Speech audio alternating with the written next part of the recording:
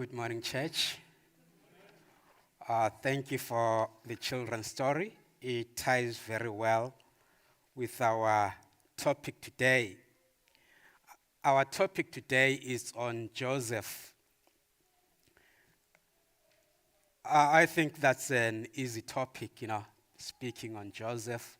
If you talk of the characters in the Bible that I love, I would say Joseph comes tops. And then there is Moses. I like Moses. I also like the story of David. These are the characters in the Old Testament. With the story of Joseph, we all know the story of Joseph.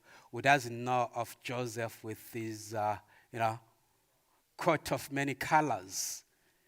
Who doesn't know the story of Joseph with Potiphar's wife? Who doesn't know the story of Joseph, going from prison to the palace? That's, a story that we all know. Just like if we were to talk about David, you talk of David and Goliath, we all know those stories. So talking about Joseph really, it's an easy story, so to speak, because we all know that story. And before we get into the story, maybe I would like to read Genesis chapter 41. Maybe we'll begin from verse 51 and 52. This will give us a summary of the story of Joseph and see if we can take anything from that story. So verse 51 says, "And Joseph called the name of the firstborn Manasseh, for God, said he hath made me forget all my toil and all my father's house." And verse 52, that's the one I like. "And the name of the second called he Ephraim, for God hath caused me to be fruitful in the land of my affliction." Let us pray. Dear Lord, thank you for the story of Joseph, which is the story of our lives, Lord. May we get lessons from this story. Talk to us in a new way, Lord, so that we see those truths that may have been hidden to us in this story, Lord. And may this story, Lord, be an encouragement to us. This is our prayer in Jesus' name, amen. Looking at the story of Joseph, it actually covers 13 chapters in the book of Genesis. It's from Genesis chapter 37 up to chapter 50, the end of the book. And from 37 up to 50, there is only one chapter which is not dedicated to Joseph, and that is chapter 38. It's like, the story begins, and suddenly there is a break. The author, who is Moses, suddenly talks about Judah. From afar, there is no relationship. You have been talking about Joseph, and then 38, you go to Judah. What's the relationship? And then 39, he continues with the story of the story of Joseph. And reading in verse 52 of chapter 41, Joseph says, he has got a second child and calls him Ephraim. And what does Ephraim mean? Ephraim means being fruitful in the land of my affliction. This is the testimony of Joseph, being fruitful in a season of affliction, being fruitful during that patch when things are bad, when things don't seem to make sense, and you are still fruitful in that state. What made Joseph fruitful in the land of affliction? What made Joseph fruitful in a patch when things were dark, when he couldn't see the light at the end of the tunnel, but he could still have a song in his heart. He could still remain faithful to God. What lessons can we learn from the story of Joseph? To see the lessons from the story of Joseph, maybe we might have to go back and have a brief background, the story behind the story. It all starts with Jacob, his father, when it is time for him to get married. He has found the love of his heart, so to speak. He has made his choice. And there is this beautiful girl who has stolen the heart of Joseph, of Jacob. And that girl is Rachel. He has made his mind. That is his pick. But lo and behold, come the wedding night, he is given Leah. And he is told, if you want Rachel, you can have her, but you should now work for 7 more years for her. Because he loves her, he is prepared to work for 7 more years. And God blesses Leah with children. And Rachel does not have any children. And we see her coming to Jacob saying, give me children or else I'll die. Let's be careful of what we ask for. Yes, she gets the children that she's praying for. The first one is Joseph.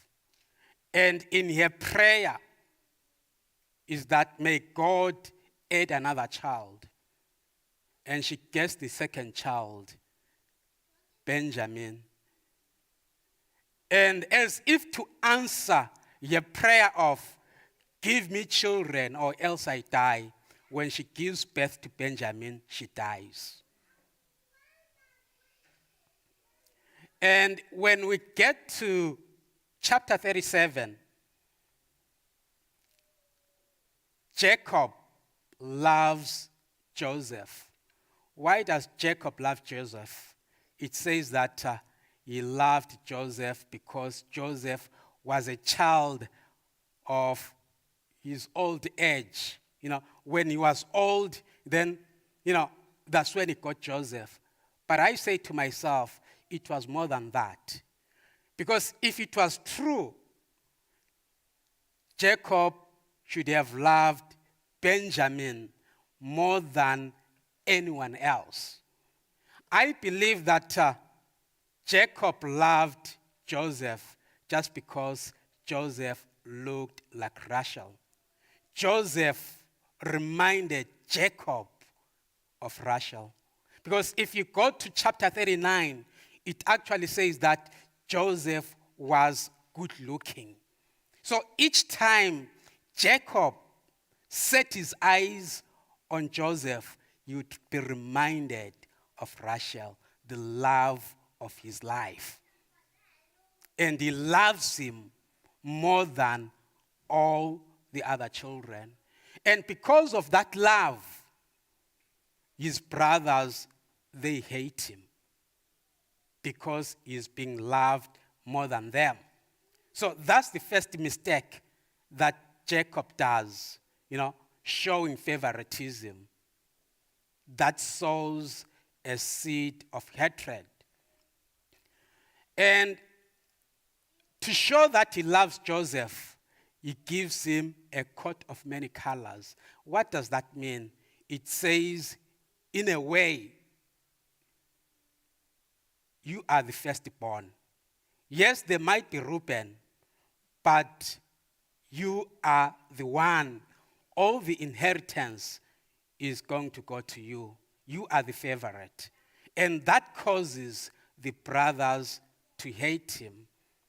And if you get to verse 4, Joseph starts dreaming.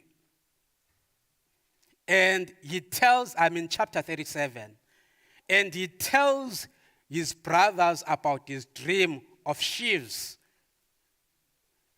And all the other sheaves, they bow to his sheaf. And because of that dream, they hate him. In life, you don't have to tell people everything, especially with some of your dreams. People will hate you because of some of your dreams. And Joseph never learned that lesson. And guess what? By the time he gets to verse 9 in chapter 37, he goes to his brothers and says, guess what? I have had another dream. This time I dreamt of the sun and the moon and the 11 stars, and they were all bowing down to me. And they hated him more. And apart from hating him more, this time they become envious of him. They see that there is something in Joseph. It is no longer just a question of dreams. God is with Joseph. If we look at these dreams mean something. Let us stop there for a moment. We are talking about dreams.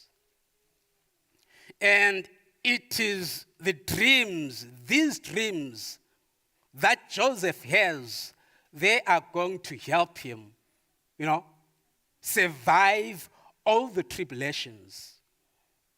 Dreams have got a significant life in Joseph. Remember, in chapter 37, he has got two dreams. It is because of those two dreams that will see him being put in a pit. And by the time we get to chapter 40, two dreams come in. It is because of these two dreams, that he interprets that you will get access to Pharaoh. And by the time we go to chapter 41, it's what? Two dreams again. These two dreams, they'll see him going to the palace. Yes, they are dreams, but he never forgets the first dream or the first two dreams. What keeps you going? Have you had that dream? Have you had that experience that when you go through tribulation, when you go through a dark patch, do you have a dream that you can fall on? Joseph has got a dream. And he knows that this God who has promised me in this dream, he will see me through. What things has God promised to you that will make you say, yes, it doesn't matter what I might be going through, but because of this dream, because of what God has promised, because of what God has said in the past, I will see through this problem. This is one lesson, or the first lesson that we learn from Joseph. As we go through life, as we go through tribulations, let us remember those dreams that God gave us when we first started the journey. Let us not forget those dreams. Let us not forget those experiences. Those experiences are the experiences that will make us see through, that will make us pass through the those troublous tribulations. So when we go to chapter 39, now Joseph is in the house of Potiphar. And he has moved from being the favorite son, and now he becomes a slave. And a text of note there in chapter 39, it's verse 2, and says, "And the Lord was with Joseph, and he was a prosperous man, and he was in the house of his master, the Egyptian." Yes, he might be in slavery, but the Lord is with him. It doesn't matter what you might be experiencing now.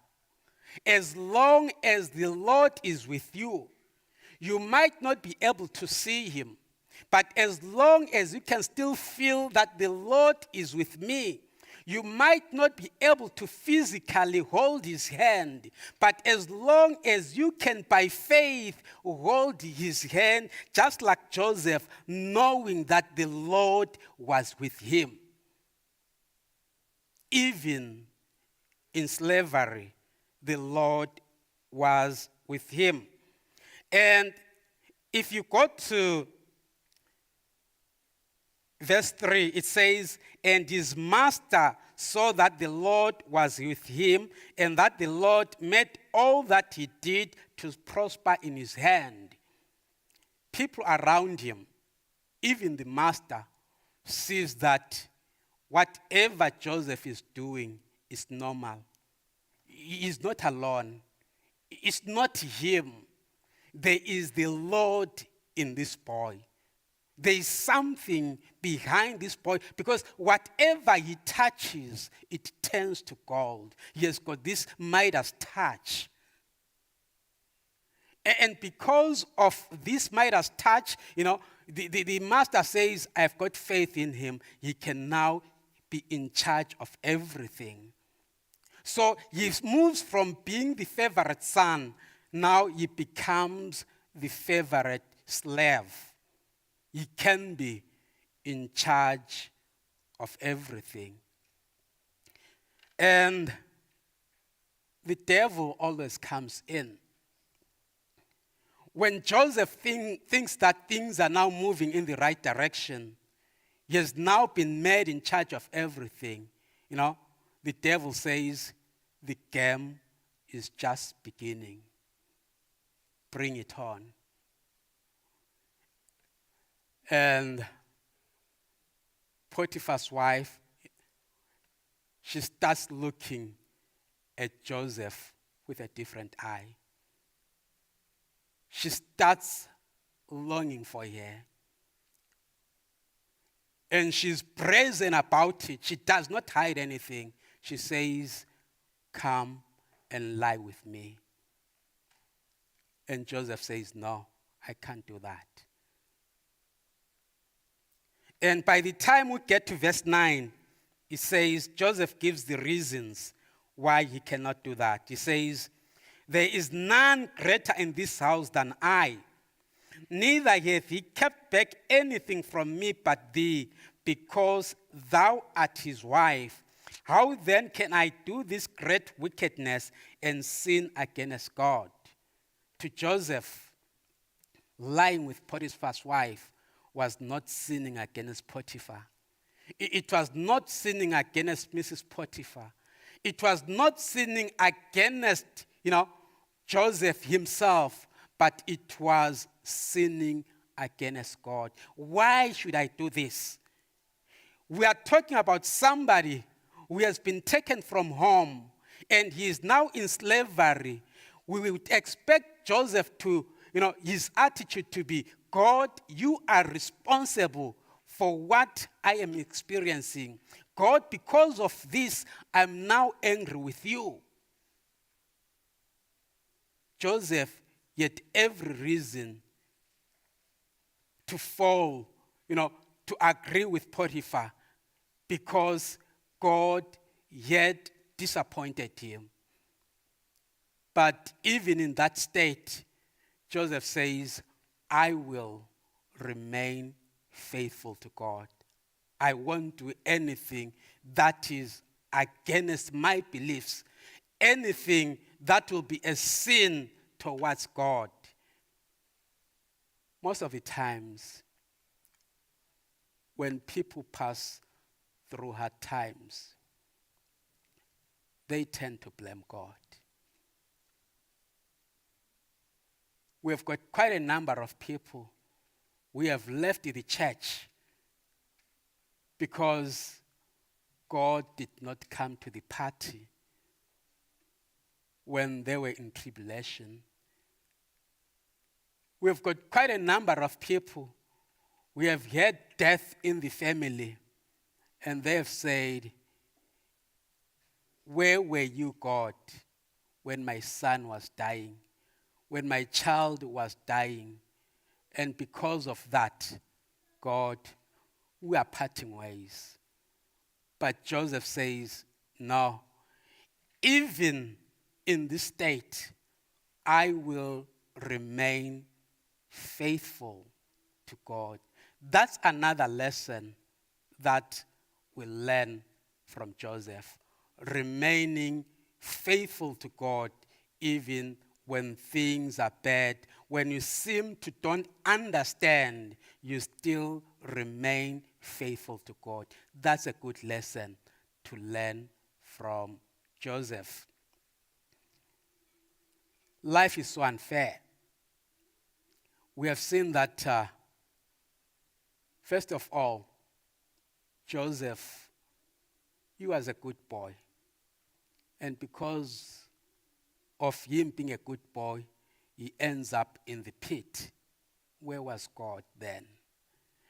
And now he's giving it all. He's doing his best in this house. And we expect him to be rewarded for his good behavior. But what does he get? He goes to prison. Life can be so unfair. But before we go into the prison, what we can learn again from Joseph is that when he became in charge of the house of Potiphar, there were so many skills that he learned. One thing that he learned was management skills. He became the manager of the affairs of the house. So being a manager, Joseph learned to live in the future and not in the present. For managers live in the future. Joseph could forecast. He could look ahead. And these are the same skills that are going to be needed when he becomes the prime minister. And when he became in charge of the house of Potiphar, he was in charge of maybe investments. Potiphar did not know how his finances were being handled. That was all under Joseph. And these are the skills that he was going to use in the future. We never know the lessons that we are learning, in whatever situations we might be in. God allows us to pass through certain situations so that we can learn something. We might not understand it now, but by and by, when Joseph gets into verse 52 in chapter 41, when he has got children, he saw the whole picture, and he says, yes, I was being fruitful during my affliction. And now, going to chapter 40, he is now in prison. And talking about being in prison, most of the times we quickly rush to Joseph being, the favorite prisoner. But before he becomes the favorite prisoner, life was not easy for Joseph. You go to Psalms 108, verse 18. It talks about Joseph's feet being in fetters. It talks about Joseph's neck, having an iron around his neck. Life was not easy for Joseph. But still the same, in that chapter, in chapter 39, verse 21, it says God was with Joseph, even in prison. You go to verse 23, God is still with Joseph, even in prison. And by the time you get to chapter 40, that's when we get introduced to the butler and the chief baker. And they have got dreams. They dream. And when you come to verse 8 of chapter 40, when they come with their dreams to Joseph, Joseph says the interpretation of dreams comes from God. He sounds like Daniel. He has not forgotten his God. And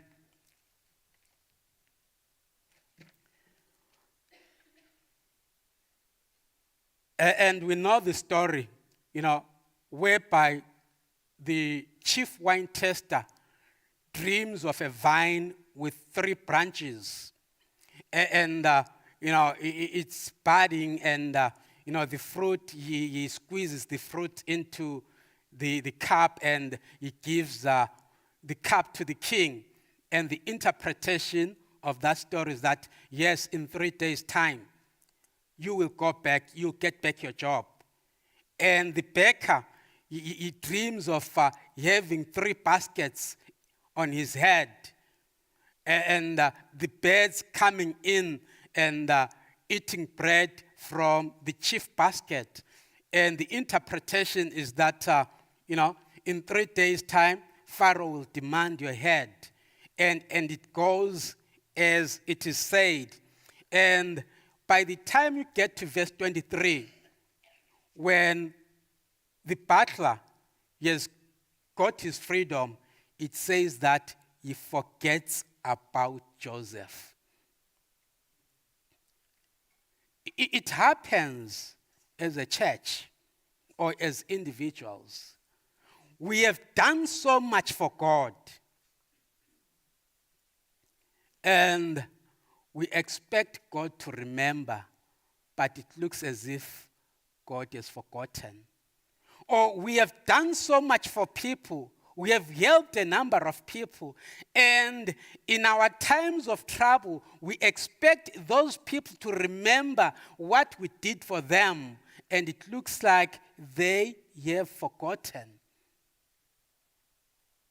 You remember the times when you were so active in the church. You remember the times when you were singing in the church. You remember the times when you were praying for members in the church. You remember the times when you were preaching in the church, and now is the time when you need the members to come to you, and it seems as if the members have forgotten about you. What has happened to those good old times? To those times when we said we were friends, to those times when we were there for each other, it seems as if there is no one remembering you. And that can be very disappointing. And this is what is happening to Joseph. Because when Joseph, if you go to chapter 14 of verse 40, he says to the chief butler, please remember me. Put a word for me when you go out there.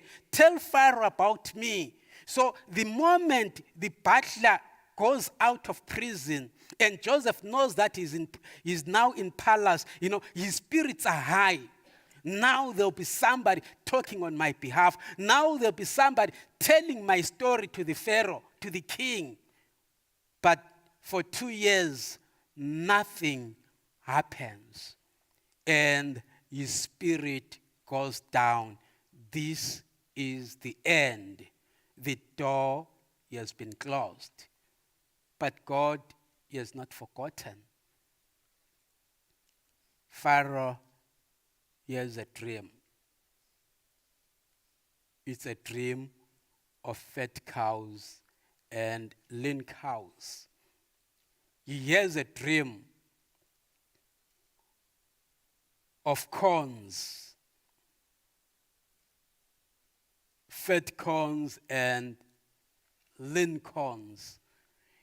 Just like in the story of Daniel, magicians are called, wise men are called, but they cannot interpret the dream. And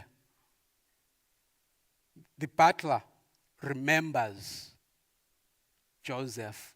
At the right time, he remembers Joseph and he goes to Pharaoh and says, there is a man in prison who interpreted the dreams for us, and what he said came to pass. And Joseph is called to come before Pharaoh. And by the time you get to verse 16 of verse 41, Joseph says, when he's asked about his power to interpret dreams, he says, the interpretation comes from God. God will reveal the interpretation. He does not take credit to himself. To him, God is still in charge of everything. God has to get all the glory. God has to get all the honor. Everything belongs to God. Given a chance to testify, to give a testimony, to witness, he stands up and witnesses for God. God will interpret the dream for Pharaoh. We know he interprets the dream. And he's made the prime minister. In closing, I've got two things to say.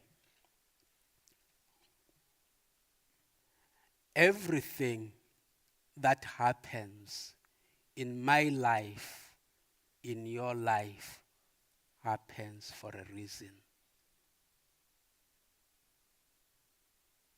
I'll repeat that.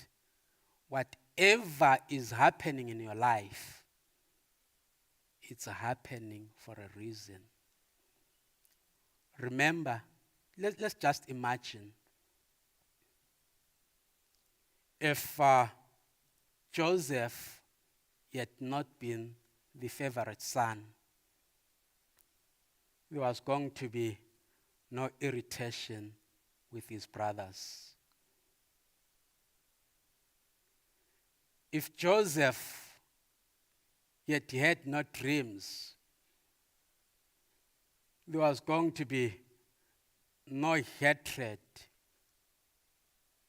from his brothers.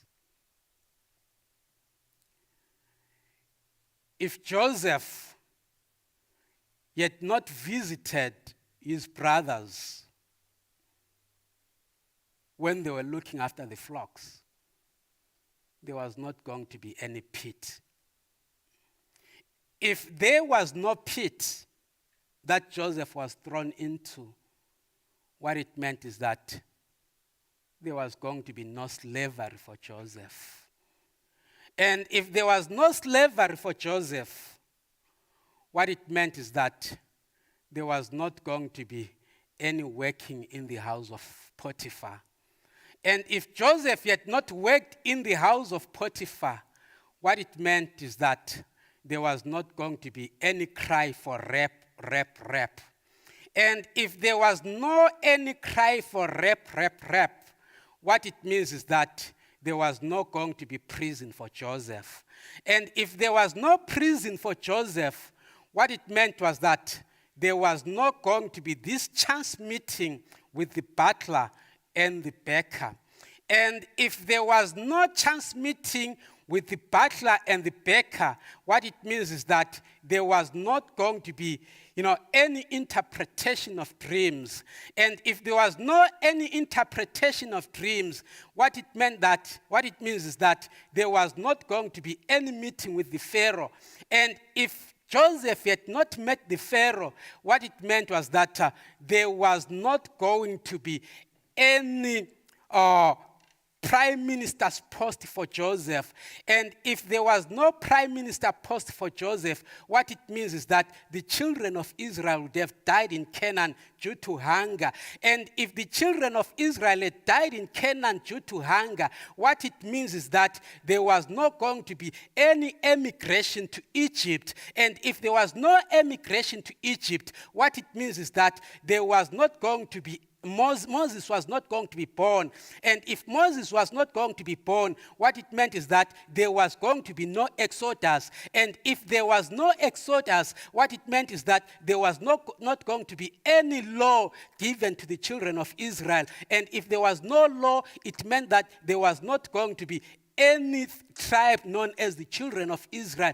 And if that tribe was not there, what was going to happen to the Messiah? Because he was supposed to come through the children or through the tribe of Israel, who was going to kill the Messiah, who was going to facilitate the killing of the Messiah, who was going to facilitate, what it means that even our salvation was at stake. And thanks to the planning of God, and thanks to being God in everything, we are saved because somebody loved Joseph more than his brethren. We are saved because somebody decided to sell Joseph into slavery. We are saved because somebody decided to cry, rape, rape, rape. There is no mistake in your life. Joseph is a type of Christ. That's the final story. Why is he a type of Christ? When his brothers when they come to him, he forgives them unconditionally, just like Christ forgives us unconditionally. Joseph was the favorite son, in as much as Christ was God's favorite son. Joseph was sold by his brothers, by his own blood. They sold him just as Christ was sold, by the Jews. Joseph was sold for 20 pieces of silver. You go to Leviticus 27, verse 5. And that was the price that you'd pay for a slave from 5 to 20 years. And Jesus was sold for 30 pieces of silver. Anyone above 20 years was sold for 30 pieces of silver. Joseph is a type of a Christ. If you look at the life of Joseph, it was because he was sold into slavery. It was because of Joseph that the children of Israel got fed. It was because of Christ that, Christ says he is the bread of life. It was because of Joseph that the children of Israel got their temporal salvation, and we get our salvation from Christ. And if you go to chapter 41, verse 23, it says that Pharaoh orders every knee to bow before Joseph, and every knee shall bow before Christ, and every tongue shall confess that he is the King of glory. He is the Lord of lords. May God bless the reading of his word.